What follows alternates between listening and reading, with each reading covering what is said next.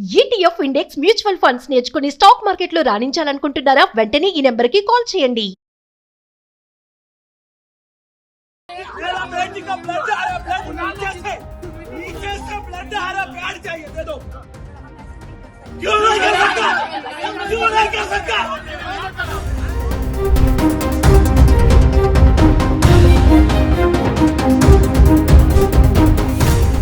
मेरा बेटी को प्यार चाहिए दे दो, दे दो। प्यार चाहिए दे दो प्यार। హాయ్ హలో నమస్తే, welcome back to Suman TV. Present మనతో పాటు ఉన్నారు పబ్లిక్ స్పీకర్ రజనీ రామ గారు. నమస్తే మ్యామ్. నమస్తే నవీన మేడం, గత 2-3 రోజులుగా ఇండిగో ఎయిర్లైన్స్ న్యూస్ మీరు వినే ఉంటారు, ఫాలో అవుతూ ఉంటారు. ఆల్రెడీ చాలా ఇష్యూస్ అనమాట. ఇప్పుడు ఒక బస్సు క్యాన్సిల్ అయినా, ట్రైన్ క్యాన్సిల్ అయితే ఎలాంటి ఇబ్బందులు పడతారో, ఇప్పుడు ఫ్లైట్ అంటే ఎయిర్పోర్ట్లో కూడా అదే సన్నివేశం మనం చూడొచ్చు. ఎంతమంది ఎంత ఇబ్బందులు అంటే, ఒక తండ్రి ఒక బాధ కూతురు కోసము, ఒక కూతురు వాళ్ళ తల్లి చనిపోయారు, ట్రాన్స్జెండర్, ఆమెను చూడడానికి వెళ్ళాము, ఒక ఆమె పెళ్లి క్యాన్సిల్ అయిపోయింది ఒకరు. అంటే ఇవన్నీ చూడండి ఒక్కసారి. అంటే ఇష్యూ గురించి మీ అనాలిసిస్లో మీరు ఏం మాట్లాడతారు? అవును, ఇది సడన్ గా జరిగిన సంగతి. ఇది పాపం ఎక్కడ వాళ్ళు అక్కడ స్ట్రక్ అయిపోయారు. లోకల్ వాళ్ళంటే పర్వాలేదు, కానీ వేరే ఎక్కడెక్కడి నుంచో వాళ్ళు బ్రేక్ జర్నీస్ చేసుకుంటూ వెళ్ళే వాళ్ళకి ఇంకా చాలా ప్రాబ్లం వస్తుంది. ఇది ఇప్పుడు చూసుకుంటే మీరు అన్నట్టు పెళ్లికి వెళ్ళవలసిన వాళ్ళు కొంతమంది రిసెప్షన్ జూమ్ లో చేసుకున్నారని, అక్కడ నుంచి వాళ్ళు జూమ్ లో వచ్చారు, ఇక్కడ వీళ్ళంతా సెటప్ అంతా చేసుకున్నారు. మళ్ళీ జూమ్ లోని రిసెప్షన్ ఇచ్చుకున్నారంట. దారుణం అనమాట. ఎంత ఆర్టిఫిషియల్ అయిపోతుందంటే, ఇప్పుడు వచ్చిన గెస్టులందరినీ వెనక్కి పంపలేరు, వాళ్ళని అప్సెట్ చేయలేరు. వీళ్ళు ఇక్కడ వీళ్ళ బాధని అణుచుకుంటూ వచ్చిన వాళ్ళ కోసం, వాళ్ళకి సంతోషాన్ని ఇవ్వటం కోసం, వీళ్ళ సంతోషాన్ని అంటే వీళ్ళ బాధని దాచిపెట్టుకుని వాళ్ళకి సంతోషాన్ని ఇవ్వటం కోసం ఇక్కడి నుంచి వాళ్ళకి రిసెప్షన్ ఇవ్వడము. ఇంకా ఒక అమ్మాయి అయితే అసలు డేట్లో ఉంది, ప్యాడ్స్ లేవని బాధపడి తండ్రి అడిగితే, ఎయిర్పోర్ట్ వాళ్ళది పూచి కాదు, మేము సప్లై చేయము. ఒకవేళ కొనుక్కోవాలంటే ఏమైనా సప్లై ఉంటుందేమో, కానీ యాక్చువల్గా ఏంటంటే మనం పాత మూవీస్లో కూడా చూసాం, ఇట్లా కనుక ఫ్లైట్స్ సడన్గా ఏదైనా డిస్టర్బెన్స్ వస్తే వాళ్ళకి రూమ్స్ అలాట్ చేయడము, ఫెసిలిటీస్ ఇవ్వడము అన్నీ కూడా చూపించేవాళ్ళు. వా ఇలా ఉంటుందా అని అనుకునేవాళ్ళం. మరి అదంతా ఎటుపోయింది అంటే, ఆ యొక్క అభిప్రాయాలు జనానికి ఏమైపోతాయి? అభిప్రాయం సంగతి పక్కన పెడితే అసలు అదంతా అబద్ధం అయితే వాళ్ళు అలా చూపించరు కదా మూవీస్లో. అంటే మేబీ ఆ రోజుల్లో అట్లా ఫెసిలిటీ ఇచ్చేవారేమో, ఇప్పుడు ఇవ్వటం లేదేమో. అంటే దానికి మనకి అర్థమవుతుంది బిజినెస్ ఏ రేంజ్లో వాళ్ళు చేసుకుంటున్నారు. అంటే వాళ్ళకి కావాల్సింది ఓన్లీ బిజినెస్ అంతే. ఈ ప్యాసింజర్స్ ఏమైపోయినా అనవసరం. ఇప్పుడు లోయర్ వాళ్ళు, మిడిల్ క్లాస్ వాళ్ళు ఇందులో జర్నీస్ చెయ్యరు. అందరూ అప్పర్ మిడిల్ క్లాస్ వాళ్ళు, హయ్యర్ వాళ్ళు ఎక్కువగా జర్నీస్ చేస్తూ ఉంటారు. చేసినప్పుడు వాళ్ళకంటూ కొన్ని ఫెసిలిటీస్ అలవాటు పడి ఉంటారు, అవి లేనిదే వాళ్ళు ఉండలేరు. ఫర్ ఎగ్జాంపుల్ ఏసీ లేనిదే ఉండలేరు అనుకోండి.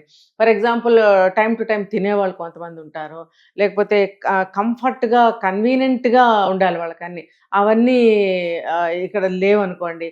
అసలు లేవు అని కాదు, ఇక్కడ వాళ్ళు కల్పించాలి. ఇలాంటి వాళ్ళు జర్నీ చేస్తారు కాబట్టి ఇవన్నీ కల్పించాలి. ఎందుకు? ఇవన్నీ లేనిదే వాళ్ళు ఉండలేరు కాబట్టి.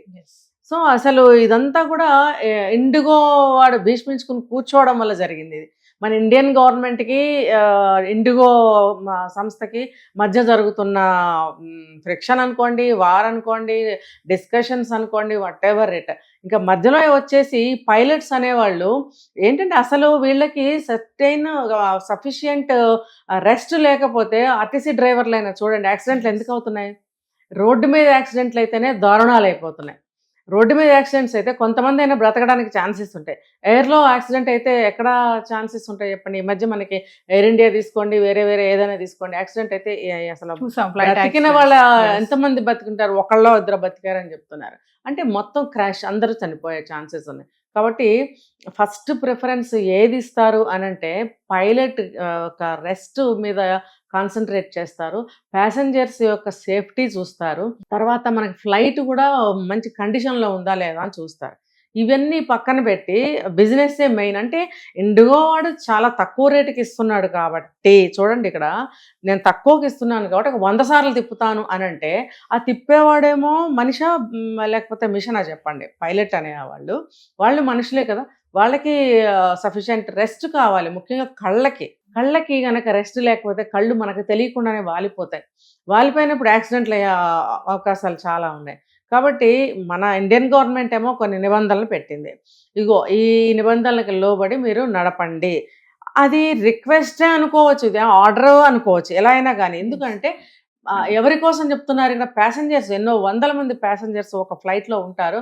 ప్లస్ పైలట్స్, వీళ్ళని దృష్టిలో పెట్టుకుని వీళ్ళు ఈ నిబంధనలు పెట్టినప్పుడు వాళ్ళు చేస్తే చేయమనండి, లేకపోతే మానేయండి అన్నట్టుగా వాళ్ళు. అంటే 20 years లో ఇలా ఎప్పుడు కూడా జరగలేదంట మేడం. అంటే ఎయిర్పోర్ట్ లో జనాలు అలా స్ట్రక్ అయిపోవడం, అలా ఇరుక్కుపోవడం. సరే ఇదంతా పక్కన పెడితే వాళ్ళు కొన్ని స్టాండ్ బై గా ఆల్టర్నేట్ గా వేరే చూసుకుందాం అనుకుంటే ఇది అక్కడ టికెట్ ఛార్జెస్ పెంచేశారు. ఇది బిగ్గెస్ట్ ఎయిర్ కాబట్టి ఇది, ఐ మీన్ ఇండిగో మన ఉన్న అన్నిటిలోకి కూడా బిగ్గెస్ట్ సంస్థ ఇండిగో అనేది. సో అది కొన్ని వేల సంఖ్యలో ఫ్లైట్స్ నడుపుతుంది. వాళ్ళకి యాక్చువల్గా వచ్చే నష్టాలు కూడా ఏమీ ఉండవు.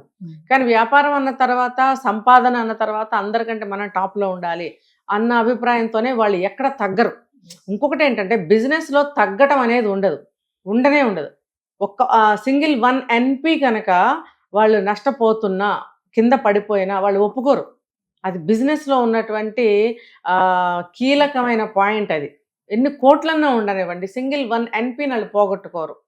ఫర్ ఎగ్జాంపుల్ మన ఎందుకు టమాటాస్ బాగా కాసేస్తున్నాయి, లారీల కొద్ది. ఇప్పుడు రైతులు బాగా పండిస్తున్నప్పుడు వీళ్ళు ఏం చేస్తారు? విపరీతంగా కొనుక్కొచ్చేసి అమ్మాలని చూస్తారు. ఆ లాభాలు రావు, రైతుకు అసలు రావు. వీళ్ళు కొనుక్కొచ్చిన వాళ్ళకి అట్టే రావు. ఎంతవరకు అమ్మాలో అంతవరకు అమ్మేసి రోడ్డు మీద పక్కన వదిలేసి వెళ్తారు. ఏంటంటే వీళ్ళకి ఎవరైతే కొనుక్కొని తీసుకొస్తారో మీడియేటర్స్, అమ్ముకుంటారో వాళ్ళకి రావాల్సినంత లాభం వచ్చేసిన తర్వాత ఇక చాలను వదిలేస్తారు. అంతేకాని ఇవి పాడైపోతాయి, మరింత తగ్గించి అమ్ముదాము, మనకి సేల్ అవుతాయి అని అనుకోరు. ఎందుకు? నాకు సేల్ అవ్వాల్సిన అవసరం లేదు. నేను ఎంత డబ్బు పెట్టయితే నేను కొంటాను అక్కడ, అంత డబ్బు నాకు వచ్చేసింది. మిగతా టమాటాస్ పాడైతే నాకేంటి? ఈ కింద నుంచి పైకి తీసుకుంటే ఏ బిజినెస్లోనైనా సరే, ఎటువంటి బిజినెస్ అయినా సరే ఇదే సూత్రం అనమాట. సో ఇండిగో వాడు కూడా ఎందుకు తగ్గుతాడు? వాడు మొనాపలి వాడు అసలే. నేను ఏకైక వ్యక్తిని, నేను చేస్తున్నాను ఇది, దీన్ని నన్ను కొట్టేవాడు లేడన్న ధీమా వాడు ఉంటాడు. అయితే ఇక్కడ పైలట్స్ కూడా ఇప్పుడు ఒక రకంగా వీళ్ళు పిటిషన్ పెట్టారు. నెక్స్ట్ వీళ్ళు స్ట్రైక్లు చేయొచ్చు, మేము అసలు డ్యూటీస్ చేయమని కూడా అనొచ్చు. కానీ నాకేం డిఫరెన్స్ ఉండదని వాడు అంటున్నాడు. మధ్యలో నలిగిపోతున్నది ఎవరంటే ఈ ప్యాసింజర్స్. ఎక్కడెక్కడ చూడండి, తల్లిపోతే చూడడానికి గబగబా వెళ్ళడానికి అవకాశం లేదు.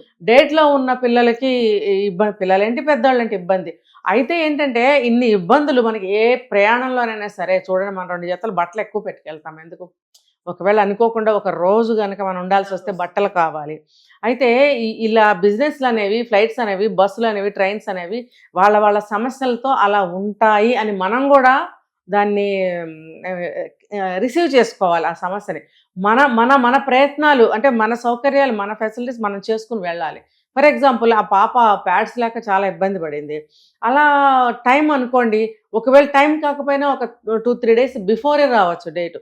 అందుకని ఏం చేయాలంటే మన జాగ్రత్తలో మనం కొన్ని వస్తువులు మనం క్యారీ చేసుకోవడం అనేది చాలా ఇంపార్టెంట్. అంటే మామూలుగా మనం అనుకుంటాం కదా మేడం, ఇప్పుడు బట్ ట్రైన్లో వెళ్తే ఏదో ట్రైన్ క్యాన్సిల్ అవుతుంది, బస్ ఎక్కితే ఆ బస్సు ఏదో ప్రాబ్లం అవుతుంది, చక్కగా ఫ్లైట్ అనుకో ఈజీగా తొందరగా వెళ్ళిపోతాం, టైం సేవింగ్ అని ఆలోచిస్తారు చాలా మంది. ఇప్పుడు ఈ ఇన్సిడెంట్ చూస్తే ఎలా అనిపిస్తుంది అంటే ఫ్లైట్ కూడా ఇలాంటి సమస్యలు వస్తాయి. ఆ రద్దీ, అక్కడ చూసిన జనాలను చూస్తే వాళ్ళు ఏడుస్తున్నారు పాపం. కొంతమంది అయితే వాళ్ళ మదర్ ని చూసుకో, ట్రాన్స్జెండర్, పెళ్లి క్యాన్సిల్ అయిపోయిందని ఒక అబ్బాయి వెళ్ళాలి పెళ్లికి. ఆ సిచ్యువేషన్ అంతా చూస్తే ఎలా ఉందంటే ఒక బస్ స్టేషన్, ఒక రైల్వే స్టేషన్ ఎలా కిటకిటలాడుతూ ఉంటుందో, ఎయిర్పోర్ట్ అనేది అలా చూడడం అనేది ఫస్ట్ టైం అంట, మార్కెట్ లాగా. అదే చెప్తున్నా, అందరూ ఒక దగ్గర డంప్ అయ్యేటప్పటికి ఇండిగో ఒక్క ఫ్లైట్కి వెళ్ళే వాళ్ళు కాదు కదండి, డిఫరెంట్ ఏరియాస్ కి వెళ్ళే ప్యాసింజర్స్ వీళ్ళందరూ ఒక్కసారిగా అక్కడే ఉండిపోతే ఏమవుతుంది? ఎయిర్పోర్ట్ సరిపోదు. అక్కడ ఏ ఫెసిలిటీ కూడా వాళ్ళకి సమాధానం చెప్పలేదు. ఇది ఫుడ్డే కావచ్చు, వాటరే కావచ్చు, చైర్లు, సీట్సే కావచ్చు, అక్కడ ఏమైనా డబ్బులు కడితే రూమ్స్ ఏవో ఇస్తారనుకుంటా, అవి కూడా లేకపోవచ్చు. ఇప్పుడు బాగా దూరం వెళ్ళే వాళ్ళకి ఇంకా సమస్య అనిపిస్తుంది. ఈ మనసులో బాధే దాచుకోవాలా, ఈ సమస్యలనే ఎదుర్కోవాలా? మినిమం ఫెసిలిటీస్ కూడా ఇవ్వలేకపోతున్నారు అంటే, ఒక ప్యాడ్ ఇవ్వలేకపోయారు అంటే ఆ ఫాదర్ ఎంత రిక్వెస్ట్ కమాండ్ అడుగుతున్నాడు పాపం, మా అమ్మాయికి బ్లీడింగ్ అవుతుంది, నాకు ప్యాడ్ ఇవ్వండి అంటే మా దగ్గర ఈ ఫెసిలిటీస్ లేవండి అని చెప్పేస్తున్నారు. వాళ్ళ రూల్స్ అవి వాళ్ళ రూల్స్. మేము షాప్ ఉంది, అక్కడ అవైలబిలిటీ ఉందని డబ్బులు పెట్టి కొనుక్కోండి. ఇప్పుడు ఆ షాపు ఎయిర్పోర్ట్ అంటే ఇంత చిన్నదేం ఉండదు, ఈ మూల నుంచి 1 మైల్ దూరం ఉంటుంది, నడిచేటప్పటికి అయిపోతుంది. సో అంత దూరం వెళ్ళలేక ఏర్పాటు చేయమని అడిగి ఉంటాడు ఆయన, దానికి వచ్చిన సమాధానం. అందుకనే నేనేం చెప్తున్నానంటే మన రిక్వైర్మెంట్స్ ఏమైనా ఎమర్జెన్సీ రిక్వైర్మెంట్స్ ఏమైనా ఉంటే మనం క్యారీ చేసుకోవడం అనేది, అంటే ఇది ప్రికాషనరీగా నేను చెప్తున్నాను. ఇప్పుడు బస్సే కాదు, ఆటోయే కాదు, ట్రైనే కాదు, ఫ్లైటే కాదు, అన్నీ ఇలాగ అవుతున్నప్పుడు మనం మనిషి ఎలా మారాలి, మనం అడ్వాన్స్గా ఉండాలి. ఏ కాలానికి ఆ ఆలోచన చేయగలిగే మెంటాలిటీని మనం అలవాటు చేసుకోగలిగితేనే మనం ఎక్కడ కూడా టెన్షన్ స్ట్రెయిన్ తీసుకోలేకుండా ఉంటాం. అంటే తీసుకోకుండా మనం ప్రశాంతంగా ఉండగలుగుతాం. మన యొక్క జాగ్రత్తలో మనం కూడా ఉండాలి. మన వస్తువులు మనం క్యారీ చేసుకెళ్ళాలి. ఎవరిస్తారండి? ఒక 10 రూపాయలు చిల్లర లేదంటే ఎవరిని ఇస్తారా? అసలు ఇవ్వరు. అలాంటిది ప్యాడ్స్, ఇది ఊహించని సహాయం. ఇది ఎవరి దగ్గర ఉంటే ఉండకపోతాయి. అందుకని మనకి అవసరం ఉన్నా లేకపోయినా కొన్ని మనం క్యారీ చేసుకోవటం అనేది ఎంతో ఇంపార్టెంట్. తర్వాత ఎయిర్పోర్ట్ వాళ్ళు కొన్ని ఫెసిలిటీస్ చేసి తీరాలి. ఇప్పుడు ప్యాసింజర్స్ ఆ పైన ఎక్కేసి మరి ఎంత గొడవ చేస్తున్నారో చూడండి. అంత గొడవ ఇప్పుడు జరిగింది కాబట్టి ఎయిర్పోర్ట్ వాళ్ళకు కూడా కొంత రియలైజేషన్ రావాలి. మా తరఫు నుంచి ఫస్ట్ ఎయిడ్స్గా ఏమన్నా కొంచెం చెయ్యాలి అనేది వాళ్ళకు ఉండాలి. నేను కూడా చూస్తుంటాను ఎయిర్పోర్ట్స్లో ఎక్కడ కూడా ఫ్రీ సర్వీస్ అని చెప్పి ఏది ఉండదు. ఏదైనా సరే మనం డబ్బులు తీయాల్సిందే. 10 రూపాయల ప్లేస్లో 150 రూపీస్ తీయాల్సిందే. అలా ఉన్నప్పుడు వాడు ఫ్రీగా ప్యాడ్స్ ఎందుకు ఇస్తాడు? ఇప్పుడు ఒక వ్యాపారం చేసేటప్పుడు మానవత్వం అనేది ఉండకూడదు వాళ్ళకి. అది ఉందంటే వాడు పెట్టిన ₹1 కోటి పెట్టుబడి జీరో అయిపోయి చెట్టు కింద కూర్చోవాలి. అంటే ఇప్పుడు సన్నివేశం మీరు అన్నారు చూస్తారా, మానవత్వం అనేది లేదు అనేది ఉండదు అక్కడ, అదే కనబడుతుంది. అంతే, మానవత్వం ఉండదు. తీసుకున్నారా, మీరు ఎక్కారా, దించాం, అంతవరకే, మిగతా మాకు సంబంధం లేదు. మళ్ళీ ఆ జర్నీ సమయంలో మాత్రం ఎంత స్వీట్ గా మాట్లాడతారు. మళ్ళీ వాళ్ళ సర్వీసెస్ బాగున్నాయని మనం అక్కడ రాయాలి. ఇంటర్నేషనల్ ట్రావెలింగ్ లో అయితే రాయిస్తారు. ఇంకా 2 అవర్స్లో 3 అవర్స్లో మనం దిగిపోతామనగా ఒక ఫామ్ తీసుకొచ్చి ఫిలప్ చేయిస్తారు మనతో. చాలా ఎంత స్వీట్గా మాట్లాడతారు. అబ్బా మీ సర్వీస్ బాగుంది, మీ ఏర్పాట్లు బాగున్నాయి అన్నీ చెప్పాలి మనం అక్కడ. మనం ఏంటి మొహమాటం కోసం రాస్తాం అనమాట. అప్పుడు మాత్రం బాగుంటారు. ఇప్పుడు ఇలాంటప్పుడు ఏదేమైనా మేడం, ఒక బస్ జర్నీ, ట్రైన్ జర్నీ లాగానే ముందు మనం ఈ ఫ్లైట్ కూడా మాట్లాడుకునే సన్నివేశాలు వచ్చేసాయని అనుకోవచ్చు అంటారు. అంటే ఇంకొకటి చివరిలో నేను చెప్తాను, అవసరం ఉన్నా లేకపోయినా ఇక్కడి నుంచి బెంగళూరు వెళ్ళాలనుకోండి, డబ్బులు ఉన్నాయి కదా అని చెప్పి ఫ్లైట్ ఎక్కేస్తున్నారు. If it is very emergency అన్నప్పుడు మాత్రమే ఫ్లైట్కి వెళ్ళాలి, డబ్బులు ఉన్నా సరే. డబ్బులు లేని వాళ్ళు కూడా హైదరాబాద్ నుంచి బెంగళూరు వెళ్ళాలంటే ఆ పెద్ద స్టైల్గా, దర్జాగా, గొప్ప కోసం టికెట్ పెట్టుకొని వెళ్తున్నారు. ఇదంతా ఎలా అంటే అక్కడ క్రౌడ్ని తయారు చేస్తుంది. అన్నెసరీ అనమాట. నిజంగా ఎమర్జెన్సీ ఉన్న వాళ్ళకి టికెట్ దొరకపోవచ్చు. అక్కడ కూడా ఈ మధ్య ట్రైన్ లాగానే చాలా ఇబ్బందులు కలుగుతున్నాయి. Thank you ma'am.